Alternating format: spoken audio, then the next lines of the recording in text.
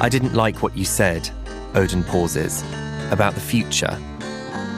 This is the love story of real hinge couple Odin and Edward, written and read by me, Curtis Garner. Listen to the free audiobook now. This episode is brought to you by Facebook. So you were scrolling on Marketplace, and there it was, the bike you'd been searching for. You sent a message, and it turned out the seller was super chatty, kind of funny, and an avid cyclist. The next thing you know, you're in a cycling crew. Well, a community cycling group. The thing about Facebook, you might find more than what you're looking for. From a browse to a bike ride, this summer find more on Facebook. I don't think I can be your friend, Isabella said. Rebecca's stomach flipped. This is the love story of real hinge couple Isabella and Rebecca, written and read by me, Tembi Denton-Hurst. Listen to the free audiobook now. This episode is brought to you by Facebook. So you were scrolling on Marketplace, and there it was, the bike you'd been searching for. You sent a message, and it turned out the seller was super chatty, kind of funny, and an avid cyclist. The next thing you know, you're in a cycling crew. Well, a community cycling group. The thing about Facebook, you might find more than what you're looking for. From a browse to a bike ride, this summer find more on Facebook. April 30th, 1884. A painter, one typically known for his buttoned-up professional demeanor, is ducking behind door after door, hiding his face from friends and acquaintances. The embarrassment is too much for him to bear. But just because they can't see his face doesn't mean he can't hear their voices. The sounds of "Quelle horreur!" and various other jeers waft through the air of the Paris Salon straight to his ears. The painting he thought would be his next big sensation turned out to be exactly that, just not in the way he had hoped. In another room of the salon, a young woman moves through the crowd with total confidence. Wearing an ensemble that would remind everyone of her status as one of the most beautiful women in France, she greets her friends with the air of someone who has come to collect on a triumph. As she moves closer and closer towards the room in question, the whispers start to reach her ears too. These two people, an up-and-coming painter and an established professional beauty, were both young expatriates, both of them more French than French society was ever willing to admit, and both of them trying to secure a place at the top of the most renowned artistic culture of the late 19th century. To do it, they staked everything on a single painting, the one we know today as Madame X. For the painter, John Singer Sargent, things would turn out one way. For the sitter, Amélie Gautreau, things would turn out another. Their colliding and diverging stories tell us a lot about which skills we can build on and which ones will only ever offer diminishing returns. About what it means to be an insider and an outsider. And about what happens when one of your biggest failures becomes one of your greatest successes. I'm Emma Laramie, and this is Verso.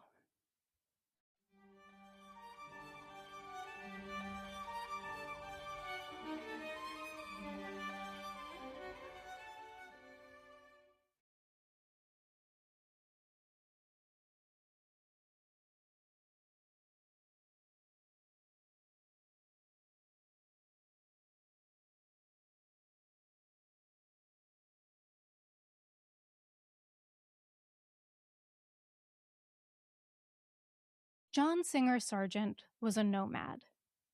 Born in Italy in 1856, he was the son of an established American doctor who loved living in his own country, and a mother who wanted to be almost anywhere but. So, in an effort to appease his wife, Dr. Sargent moved the family around Europe for most of the mid-19th century. Italy, England, the south of France. They didn't have the money to hobnob with the best of them, but they had enough to hover at the fringes. They were outsiders in both national and financial terms. John was a shy and reserved young man, perhaps in large part because a childhood of constant motion had never let him make many close or lasting friends. He didn't have any discernible accent for the same reason. He was a man of everywhere and nowhere. But what he did have was art. By 13, he was spending hours in museums studying the old masters, filling notebook after notebook with drawings and watercolors that were remarkably skillful for someone that age. His mother's friends in the art world said as much and urged her to get him professional training. So in 1874, the Sargents settled down, though not in America. They went to Paris, the heart of the 19th century art world, to let their son pursue his ambitions. Shortly after arriving, Sargent enrolled at the atelier of the renowned Carolus Duran. Just 5 years earlier, Carolus Duran had become a household name as one of the most important portrait painters of the era, on the strength of a single simple, dramatic picture called The Woman with the Glove. As a teacher, he was inventive and inspiring and remarkably liberal compared with the other options available, chief among them the École des Beaux-Arts. He had no patience for academic painting, and while he demanded that his students be excellent draftsmen before he would even admit them, he did not believe drawing was the foundation of art. What he cared about was valeur, the arrangement of light against dark. He told his students to look at the whole picture and to paint what was actually in front of them, immediately and passionately. He had a habit of backing away from the canvas to take in the whole scene and then rushing toward it with his brush to give it exactly what it needed. It was a habit Sargent would take up as well, and it would eventually get him into a great deal of trouble. Sargent thrived in that atelier, and he quickly caught his teacher's eye as someone with real promise. With that kind of talent, he decided to follow his mentor into portraiture. The decision was at least partly practical. With the growing prosperity of the late 19th century and the rise of the bourgeoisie, more and more people wanted a way to announce their new status. And what better way than to have yourself painted? Those commissions paid well, and Sargent needed the money. His mother and father were getting older, his siblings weren't in good health, and he was effectively the family breadwinner. But there was more to it than economics. Portraiture was changing. Painters like Léon Bonnat and Henri Fontaine-Latour were still flattering their sitters, but they were placing them in real settings and giving them a sharper sense of personality.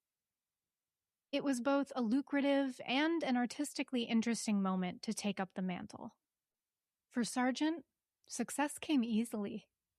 He was accepted to the Salon, the exhibit of the French art world, the one that could make or break a career, the very first time he applied in 1877. Not only that, audiences loved the picture, and commissions began to arrive. He found himself introduced to people in increasingly higher circles, and although he aspired to live in that world, he was not always comfortable inside it.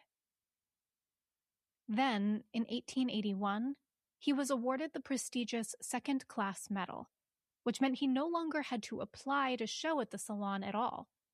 He could simply submit a work and they would hang it. So he started submitting bolder and bolder things. And each time, France loved it. By 1882, he knew he needed something bigger and grander still to make himself definitively the portraitist of the day. Amélie Avegno had always been a woman of status. Born Virginie Amélie Avegno in New Orleans in 1859, she was born into a life of grandeur. At the time, New Orleans was seen as a kind of counterpart to Paris, the most glamorous and most decadent city in the country, full of French settlers and French customs, and the first in the New World to have its own opera season.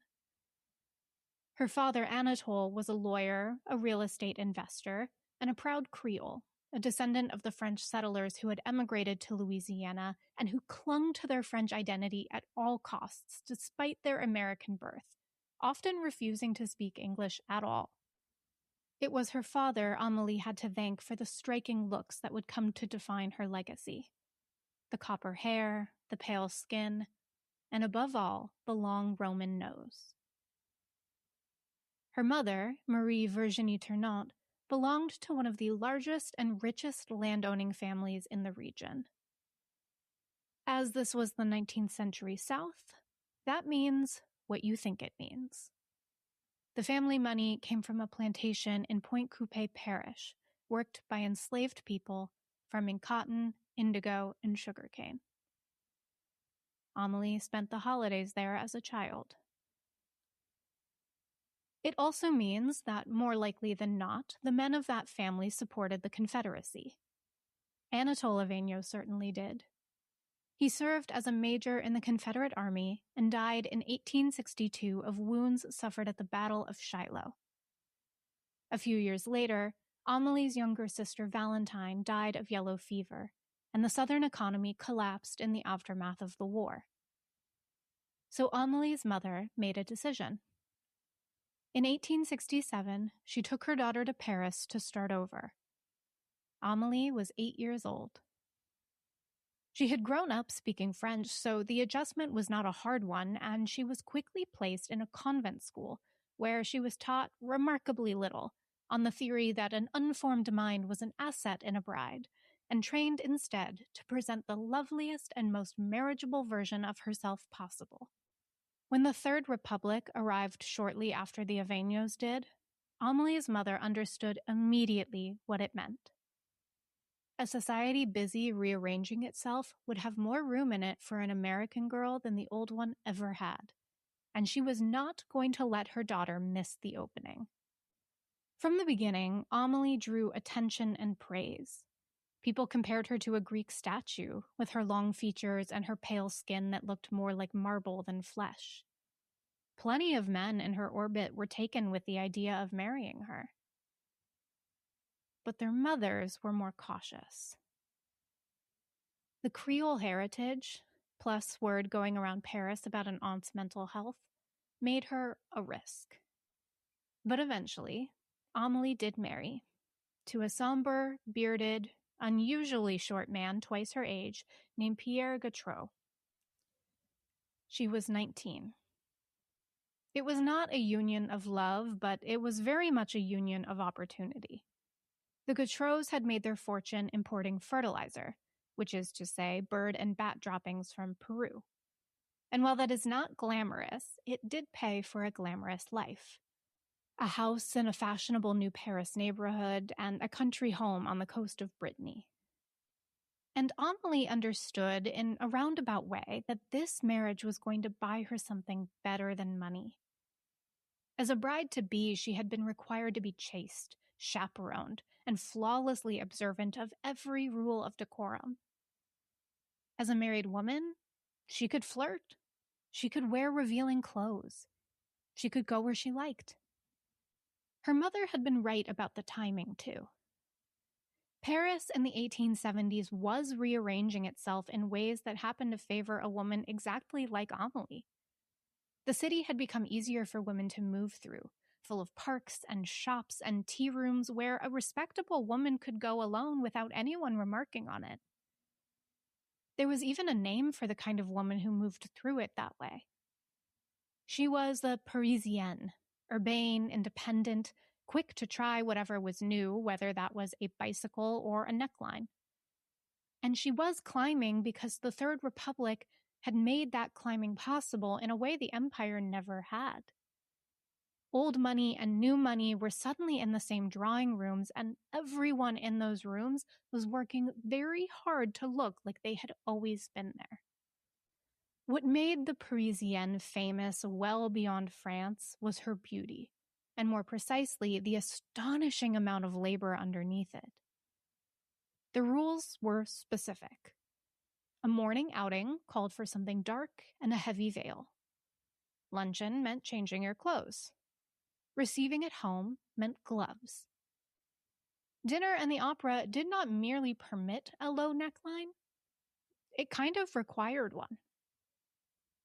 A woman with ambitions read the fashion papers the way other people read the news, and then spent hours assembling a face and a silhouette whose entire purpose was to look like they had cost her nothing at all. And France could not make up its mind how it felt about this.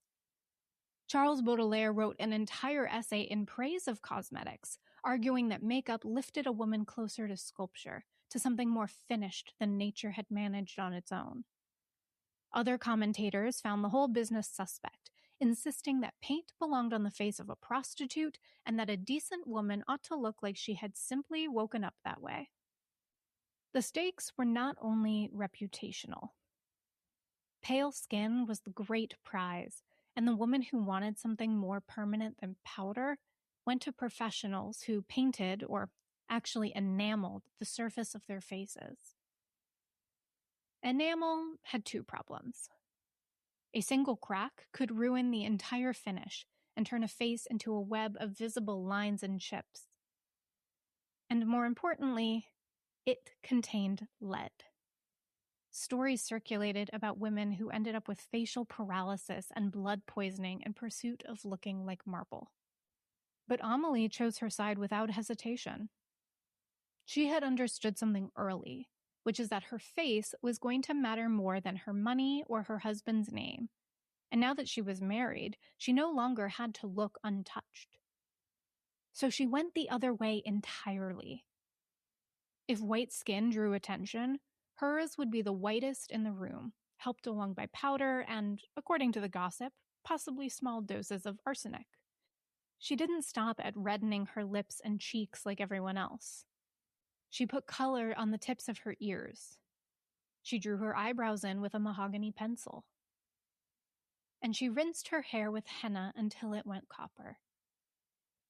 Every one of those was a deliberate stroke, a study in contrast, and the effect was that in a room full of women working very hard to look effortless, Amélie looked constructed on purpose. It worked, but it also didn't entirely work. I just want to give you the space to process it, Michael said. Elena paused.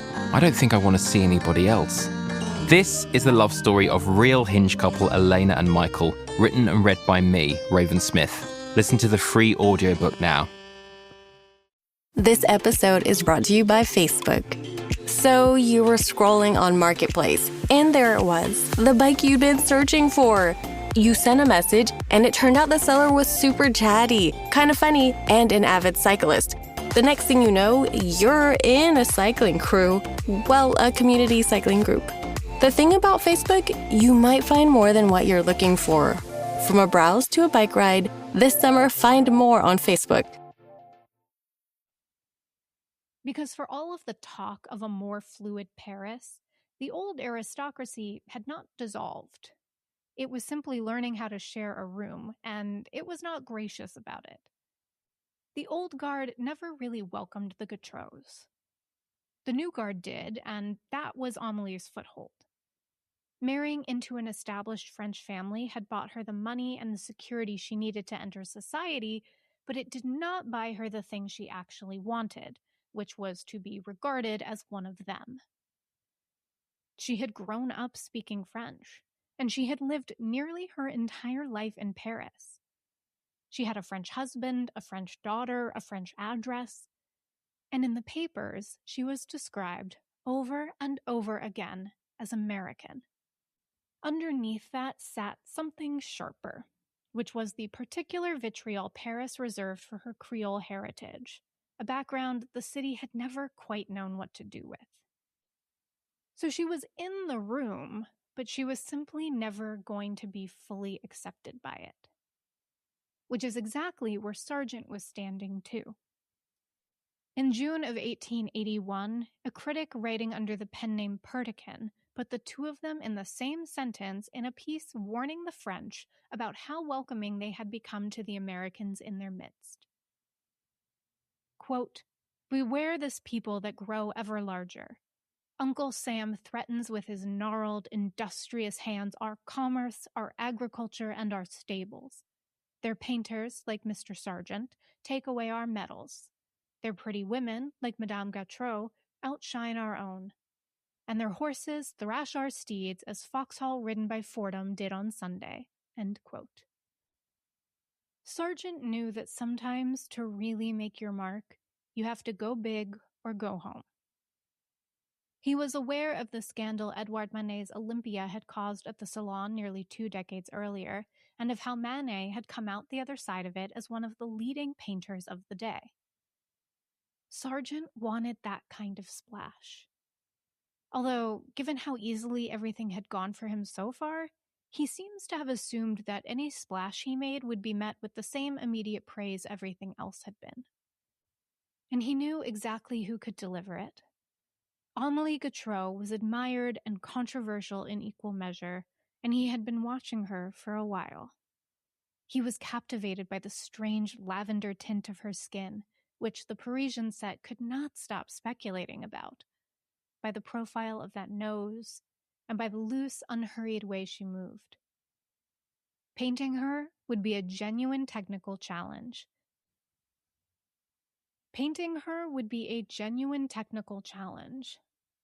And it would also let him immortalize the new Paris.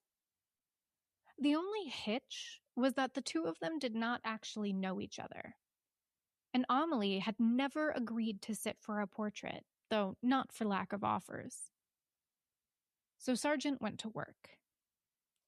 He enlisted his childhood friend, Ben del Castillo, a distant relation of the Avegnos, and Dr. Samuel Pozzi, the famous gynecologist whose own portrait Sargent had recently painted, and had them both put in a word on his behalf. And she said yes. We don't know exactly why, but we can certainly speculate. Plenty of artists wanted to paint her, and she had turned them all down. In a city where the wealthy commissioned portraits constantly and patronized a small circle of approved painters, the choice of who made your first major portrait carried the same weight as the choice of what you wore or who escorted you into a room. That picture was going to be studied closely by admirers looking for something to praise and by detractors looking for something to use. So she waited. She was not going to hand her image to anyone until she was certain he could produce a masterpiece with it. And by 1882, Sargent had the reviews to make that case. He was the young painter making elegant portraits of wealthy Parisiennes, and he was getting better fast. Which is not to say that things went smoothly. They were meant to begin in the winter of early 1883, but Amélie kept canceling. Her social calendar came first, and the sittings kept getting pushed and pushed until eventually she solved the problem by inviting him out to Brittany for the summer, where at least she would be in one place. And there, in a house by the sea with his subject finally sitting in front of him, Sargent froze. He could not decide anything. Not the pose, not even the size of the canvas. He drew her over and over, from the front, from behind, seated, standing, whispering with a friend, looking out a window, more studies than he would make for any other painting in his entire career, waiting for the thing to arrive. And it didn't. In July, he gave up and left for Harlem to stand in front of some Frans Hals paintings, and it worked. He came back with the pressure lifted and finally started to paint. Sargent was actually very controlled about his portraits, and he typically preferred to choose the costume and the props himself. Luckily for him, Amélie had both in abundance. So he went through her closets looking for the one dress that would capture her, and he found it. Black and plunging and cut close enough to trace every line of her with delicate jeweled straps.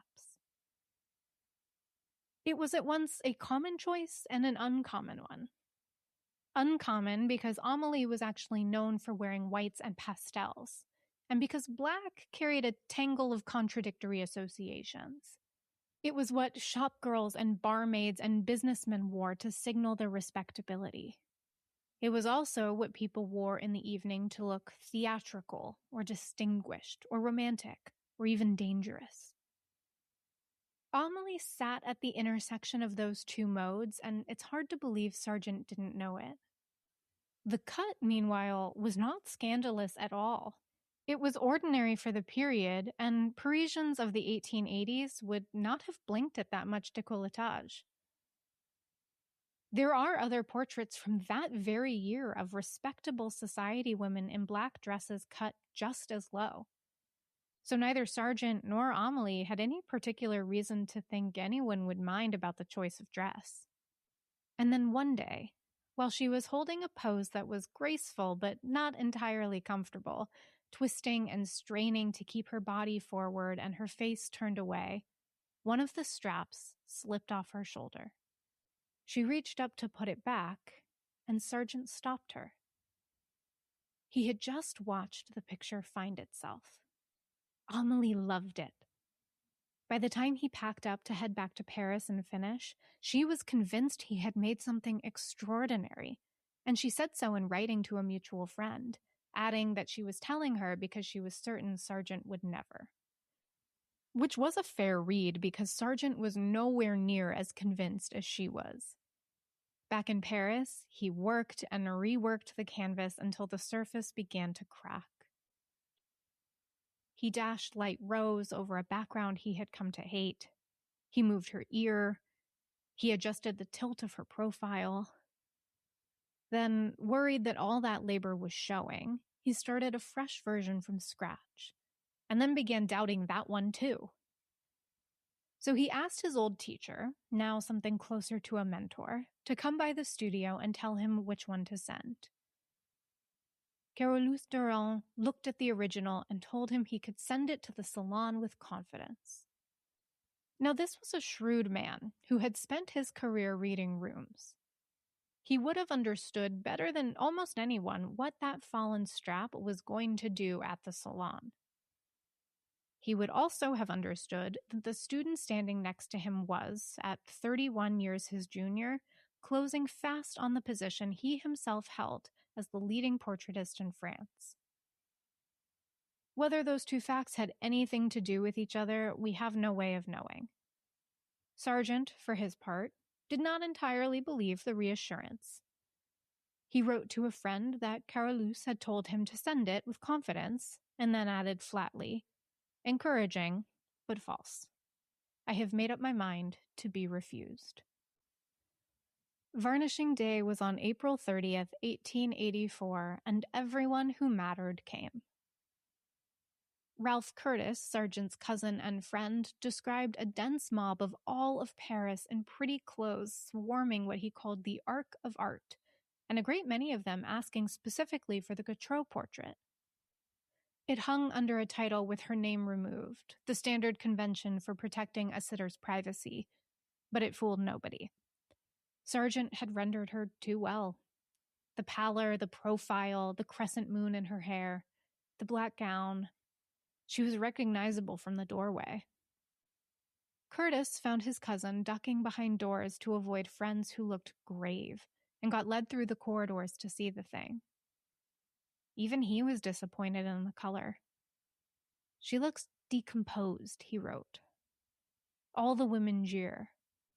And then he took down what he heard. Ah, here's the beauty. Oh, what horror. Then a painter cutting through with superb style, magnificent audacity. What drawing. All morning it was one series of jokes, bad jokes, and fierce arguments. Sargent, the poor boy, was crestfallen. So what were they all so scandalized by? Not the neckline, which, as we've discussed, nobody would have blinked at. What was different was smaller and more specific. The strap that had fallen. Not been designed to sit off the shoulder, which dresses did, but it slipped, as though something were in the process of happening. The gown was also cut close enough to make it clear that she did not wear a petticoat underneath it. basically the equivalent of not wearing underwear. And the skin, the lavender white that looked so extraordinary by candlelight, looked in the daylight like plaster. Nudity was not the problem. Nudity was expected, so long as it belonged to a goddess or a nymph. But Amélie Gautreau was not a mythological subject. She was a woman with an address in the 17th, and the implied undressing got seized on immediately as evidence of her lax character. One critic put it plainly, saying that this Diana, unlike the chaste huntress caught bathing, evidently has no objection to being stared at. The dress, or rather the undress, is almost mythological in its scantiness.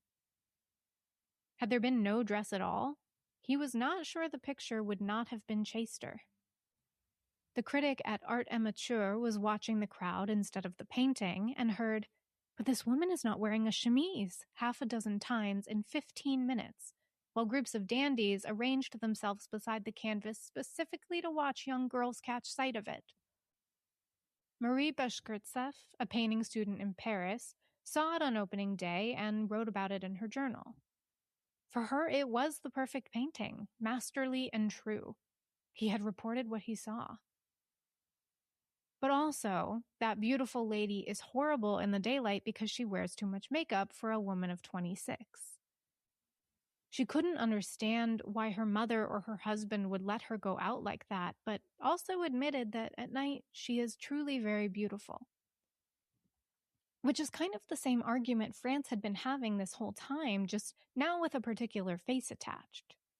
Baudelaire on one side, the moralists on the other, and Bashkirtseff landing kind of in both. She could see that the artifice was masterful and that it was grotesque, and the only thing that determined which was true was what time of day you looked at it. The crowd kind of got to the same place on its own. Ralph Curtis heard someone in the gallery say, "It's a copy." The person standing next to him asked, "How is it a copy?" And the first person replied, "A painting after another painting is called a copy," highlighting Amélie's artifice. But the reviews of the two of them were not about the same thing. The attacks on Sargent were vicious, and they were all about his hand. "A caricature," said the Times. The pose absurd, the coloring atrocious, the features so exaggerated that the natural delicacy of the outline was lost entirely. Art Amateur called it simply offensive in its insolent ugliness and defiance of every rule of art, a willful exaggeration of every one of his vicious eccentricities. Brutal, but they are charges about drawing and color. They're what you say about a painter that you are competing with. The attacks on Amélie were about who she was as a person. One writer described the beauty of the season as wearing diamonds bought with the produce of sugarcane and coffee plantations. She was brought up, he wrote, in subtropical ease and listlessness, and among half-breeds who have no notions about women's rights, higher planes of thought, and transcendentalism. Amélie and her mother wanted the painting gone. Ralph Curtis watched Marie Virginie Ternant arrive at the studio bathed in tears, begging Sargent to take the painting down, saying all Paris was making fun of her daughter, that she was ruined, that she would die of despair. He refused. And he could refuse because Amélie had never actually commissioned it, so therefore the canvas was his.